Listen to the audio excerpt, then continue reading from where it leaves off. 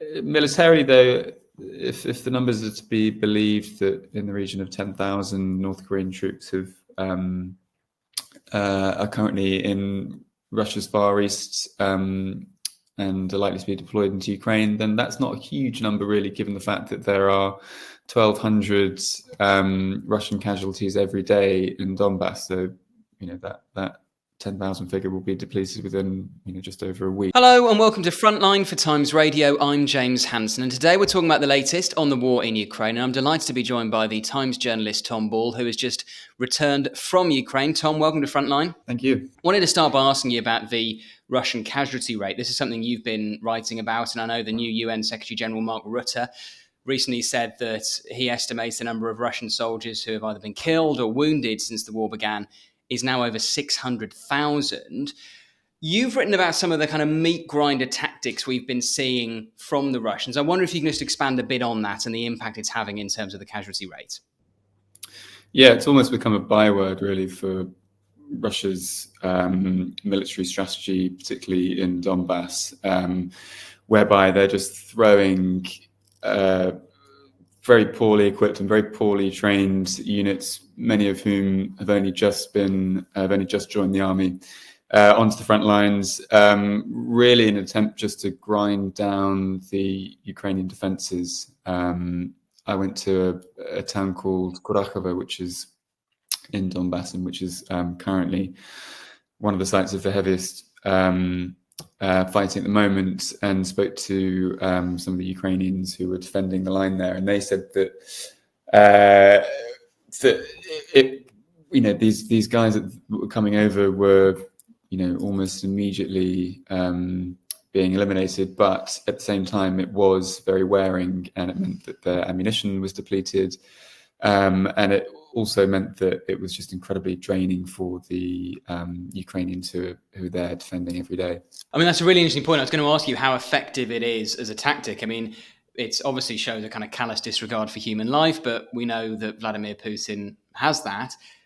And I suppose it depends on how sustainable those numbers are. Do you think the casualty rate that we're seeing in some of these meat grinder tactics, do you think they are sustainable? Well, yeah, as you touched on, 600,000 casualty is a hell of a lot. But at the same time, Russia has a very large population, and on the other hand, Putin has been reluctant to order another round of general mobilization for the fear that that might provoke societal unrest. So what they've been doing for more than a year now is trying to offer very large financial incentives for people who sign up, often people who are in prison as well, and that has I think more than quadrupled the sort of joining fees that they're offering people now, from about £3,000 maybe a year ago to about £15,000 now as a bonus fee. But that, of course, is very expensive as well, and hence, as I think we'll come on to, part of the reason as to why they are now calling on North Korean troops as well to bolster the Russian numbers in Ukraine at the moment. Yeah, well, let's come on to that, because that is kind of one of the big stories of the moment. How significant do you think it is now that we have North Korean troops fighting on the side of Russia? Well, geopolitically, it's an enormous escalation if indeed North Korean troops do enter the fighting, which has not been confirmed yet, but all the signs suggest that they have now been deployed to areas around Kursk. Militarily, though, if the numbers are to be believed, that in the region of 10,000 North Korean troops are currently in Russia's Far East and are likely to be deployed into Ukraine, then that's not a huge number, really, given the fact that there are 1,200 Russian casualties every day in Donbass. So, that 10,000 figure will be depleted within just over a week. So it remains to be seen what purpose they will serve. If they are used on the front lines, then as I say, they will be very rapidly depleted, but equally they might be used for to hold the rear, which would then free up Russian units to be deployed onto the front lines. But at the moment, we understand they're being used, or they're intending to be used in Kursk to try and reclaim some of the territory that Ukraine has captured. Yeah, that's the briefing that we're getting from intelligence sources, that around 1,000 North Koreans have now arrived in the Kursk region, although we don't think that they have actually entered the fighting yet. Kursk is obviously the area of Russian territory that the Ukrainians, part of which the Ukrainians captured during a kind of lightning surprise attack in August. And part of the reason that was done was to try and draw some of Russia's troops off the Eastern Front, where they've been making incremental but steady gains. That didn't really happen.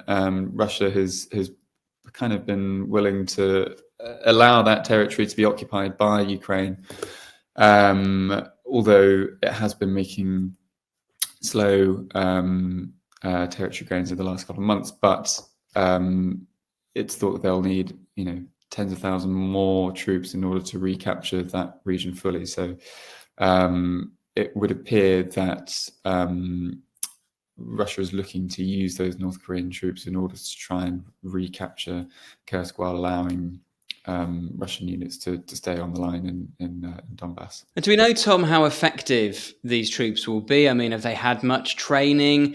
Are they experienced troops? I suppose in a way it doesn't matter if they end up being used in the front line and just go into the meat grinder.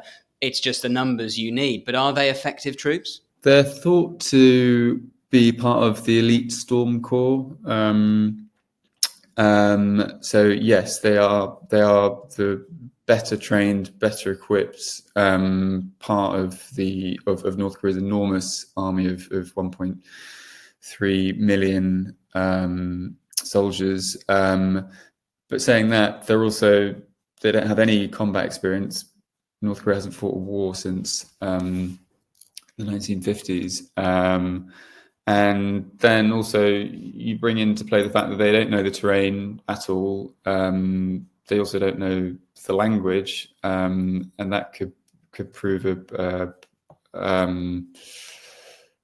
very difficult if you've got Russian troops trying to coordinate with North Korean troops who can't speak the language, who've also been trained differently and operating in an area that they don't know at all. So it could be the case that it ends up being a massive headache for Russian commanders if they're trying to oversee units who, as I say, have all of these deficiencies when it comes to fighting in Ukraine. And in terms of the wider response to North Korean troops fighting for Russia, if indeed that is what is happening, what do you think we will see? Because as you described, Tom, this is a pretty significant escalation. I mean, to start with South Korea, for instance, do you think we could see South Korea arming Ukraine now? Yeah, they've said that they are considering it, and Lloyd Austin, the US Defense Secretary, is meeting with his South Korean counterparts in Washington later this week, and I'm sure that will come under discussion. But as Mark Rutte, the head of NATO, said last week, this is an escalation that not only concerns Ukraine, but equally Asia and Europe as well, and brings in all sorts of areas to think about with regards to Japan, China, and obviously with the immediate effects that it'll have in Ukraine as well. And presumably South Korea has some pretty advanced weaponry that would be of great use to Ukraine if it were minded to provide it with it. Yeah, entirely. And I think it was telling that when Zelensky was unveiling his victory speech in Brussels last week or a week before, he did specifically mention the fact that they had intelligence of Ukrainian troops, and this was before it had been confirmed by South Korea's intelligence agencies and by the US. And clearly for Ukraine, the fact that North Korea is looking like it's about to be involved does, as he said, is a step towards world war, and in that sense, I think that it could be has the potential to be an emphasis for greater weapons provisions from not only South Korea but also from the West. And America itself said the other day that they would not put any restrictions on the use of US weaponry against North Korean troops. Hello, it's James here. Sorry to interrupt today's episode of Frontline. We'll be right back in just a moment, but I wanted to tell you about our brand new YouTube channel called Times Radio History, and in particular, our flagship programme, History Undone. Each week, we take a different iconic moment from history and replay it, asking what the long-term consequences would have been had things played out differently. And our latest episode is all about the Battle of Monte Cassino, part of the Italian campaign in 1944. And as ever, we got some top guests. Our regular panellist, the historian and author Rear Admiral Dr. Chris Parry, and the brilliant historian, broadcaster and author James Holland. So check it out. It's History Undone. It's on Times Radio History. Please subscribe. I mean, I suppose that is the big question as to, what more we may see from Ukraine's Western allies in response to this. And of course, we're recording this a week out from the US election, so that'll have a massive impact on what the kind of US-led response is. But do you think, now that Russia has escalated in the form of using North Korean troops, do you think we will see further military aid, loosening of restrictions on Western-supplied weapons by Ukraine now in response? Well, the big thing that Ukraine has been calling for months now is to be able to use long-range weaponry deep into Russian territory, which they say could have an enormous impact in being able to strike depots and infrastructure, which aids them getting their supplies into Ukraine. So that is obviously something that will now be looked at with fresh eyes because of the fact that there has been this escalation on Russia's part by involving North Korea. The fact that Donald Trump may be in the White House in a fortnight or maybe elected to become the US president is obviously a huge concern as well, given the fact that he has repeatedly said that he will end the conflict in 24 hours without actually spelling out how to do that. But the fear is that he will cut military aid and financial aid to Ukraine. So that, of course, is in the back of Ukrainian officials' minds as well. And just finally on the issue of North Korean troops, we know what Russia gets out of it. It gets men, it gets soldiers. What is North Korea getting from this deal? I think both a combination of money and know-how. The Russians have been paying already for shells and North Korean ballistic missiles. It's not clear whether or not they're paying for troops, but it will certainly be the case that the quid pro quo is that Russia will be providing North Korea with technological know-how in terms of its rocketry capabilities and potentially, as Western officials fear, that it might also be helping modernize its nuclear program as well. Let's come on to something you were writing about for the Times whilst you were out in Ukraine, and this is the volunteer group Inform Napalm, which uses open source intelligence to outwit the Russians. Can you tell us a little bit about the group and some of the tactics they use? Yeah, they're a voluntary intelligence organization that was set up in 2014, and so they're not part of the official state intelligence, but they are a useful adjunct to it, and they share information with Ukraine's military intelligence, and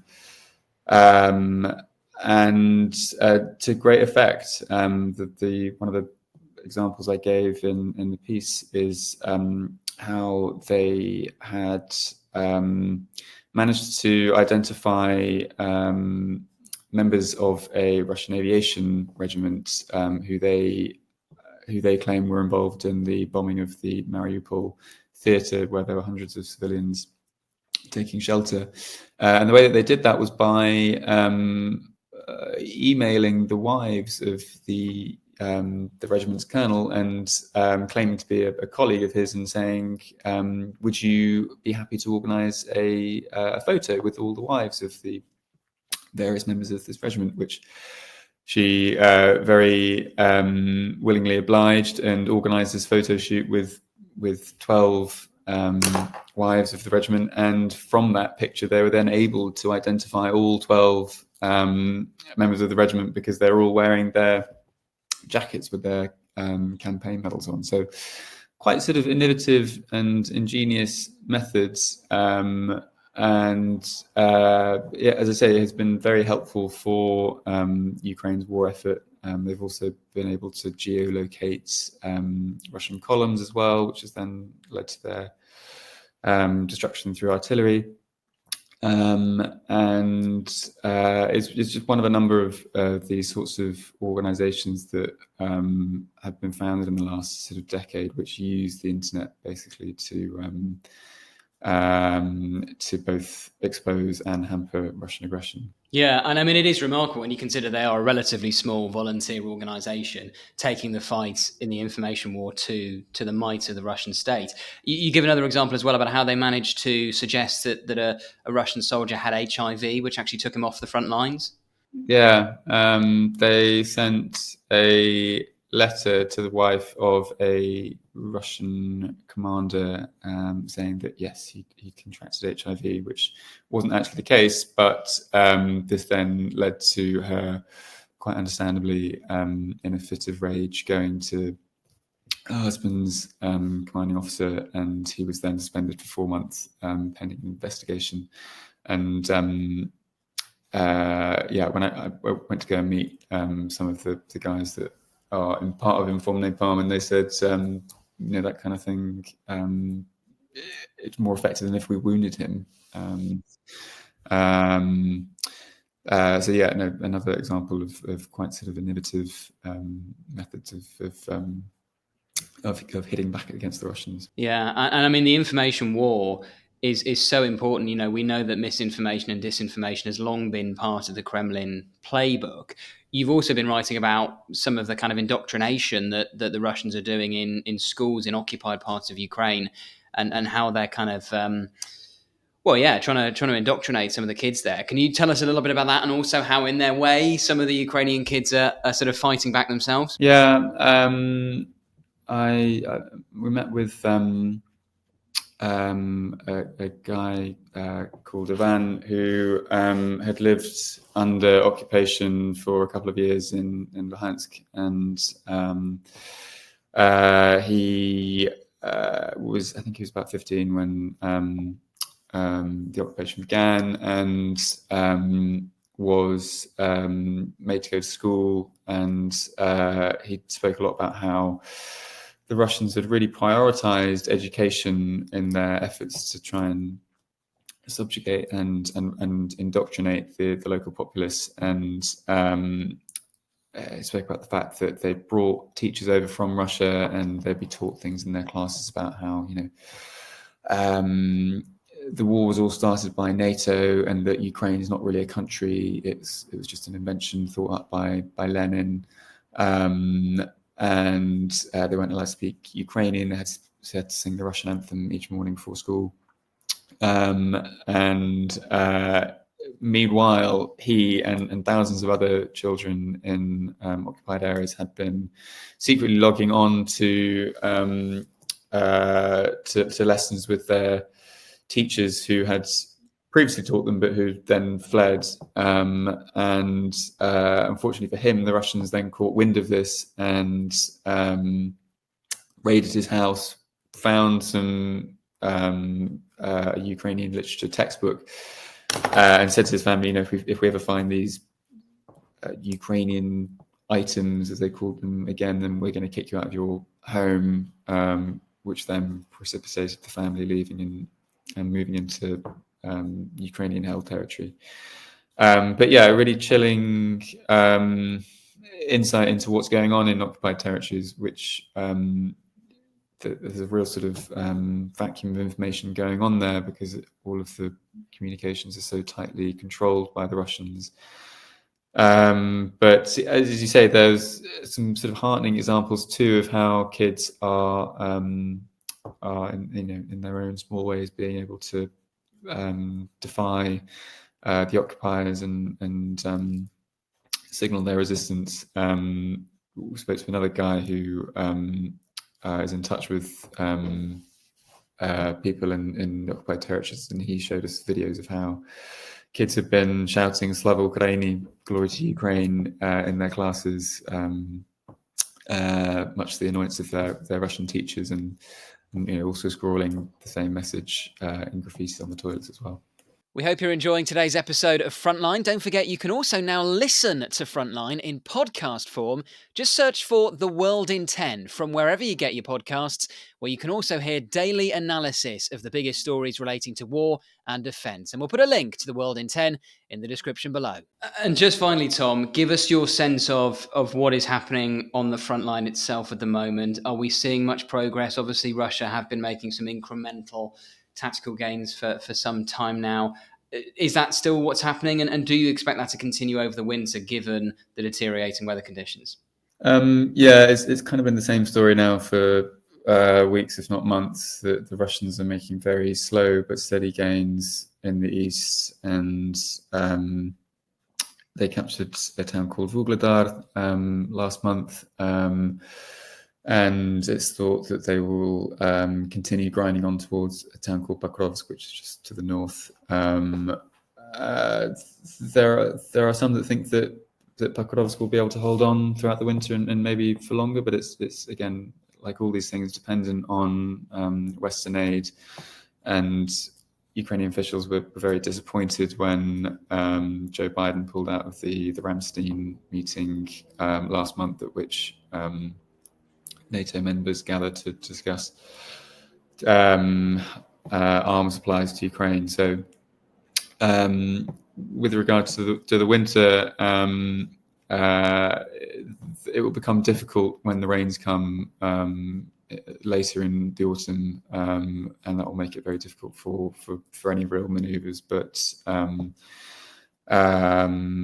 that's why the Russians are sort of seemingly trying to push ahead now and make as many gains as they can before then. Briefly on Kursk, am I right in saying that Russia have managed to regain about a third of the territory that Ukraine originally captured? Yeah, Ukraine captured around 1,000 square kilometers of territory, and it's thought that they've captured just under half of that now. Tom Ball, always appreciate your time. Thank you so much for joining us today on Frontline. Thanks, James. Thank you for watching today's episode of Frontline. For early access to our videos, member-only Q&As and live streams, then sign up for a membership via the link in the description.